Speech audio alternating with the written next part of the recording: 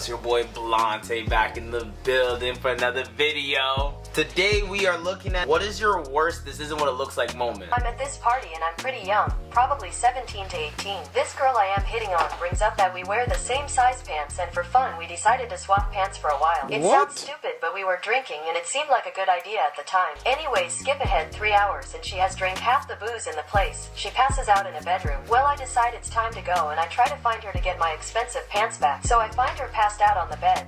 I take my pants off, which were hers, and I start trying to wake her up to get mine back. Well, she is out. So I start taking my pants off of her just in time for 3 girls to walk in on me. Holy! Trying to take this girl's pants off, which were mine. I just froze as I realized the perceived situation. They start raising hell.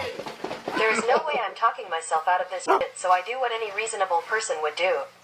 I flipped open a window and bailed. Holy fuck, that is terrible. Let's make that clear, guys. It wasn't just like some fucking Levi's or some bullshit. This guy's talking about the fucking Balenci's. This guy was talking about the Amiris. He was not leaving the party without them bitches. I feel like I wouldn't be able to leave until I explain myself, but at the same time, they're not hearing you, man. No one's hearing you. And they're all drunk too, and you're drunk, like...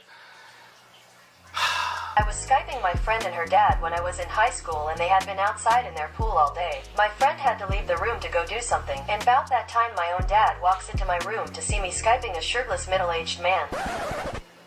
Dad, this isn't what it looks like.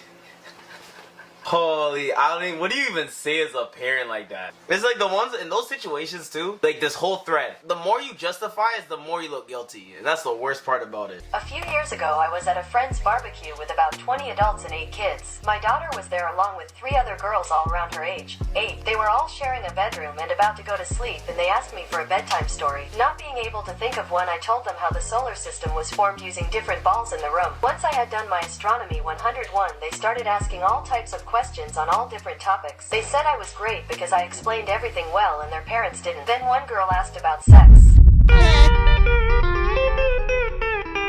I quickly replied that they need to talk with their parents about that, but they didn't stop. 4 8-year-old girls started chanting sex, sex, sex at me, quite scarily. I said I couldn't answer that and said goodnight. I went back out to the party, grabbed a beer, and forgot about my embarrassing situation. I'm there talking to a couple of friends when I hear the chant again, getting louder and louder. They continue chanting sex, sex, sex as they run up to me, grab my hands trying to pull me inside. This doesn't look good. 3 sets of parents run up and grab their kids and take them off to different corners of the yard, asking them what's going on. Luckily, they were all level-headed and we had a laugh about it, but I was sure I was about to go onto some sort of list. On the bright side, I haven't been asked to babysit since. For those asking, I am a man. That is bad. It's like, there's so much not enough context for you to even get yourself out of that one. This is the best comment right underneath that. Not as embarrassing as if you told them about sex and then the kids come running out screaming, more sex, more sex, more sex. Oh, you look like a freak.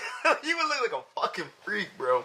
A few years ago, I, 22M, took my 4-year-old nephew for a walk to a park near my house. After a few minutes of running around, he tells me he needs to pee, since we had just gotten there and I didn't want to walk back already. I told him we could find a place for him to pee outside. We walk to the end of the park so we're not around too many people, and I tell him he can pee behind this bush in front of us. Now he is having trouble getting his pants unbuttoned, so I go behind the bush and proceed to help him get his pants pulled down. Well, right as I was doing this, some little kid, probably about 10, had thrown his football right near this bush where my nephew was peeing, and when he ran over to get it, he saw me bending over and struggling to pull a 4-year-old's pants off behind a bush.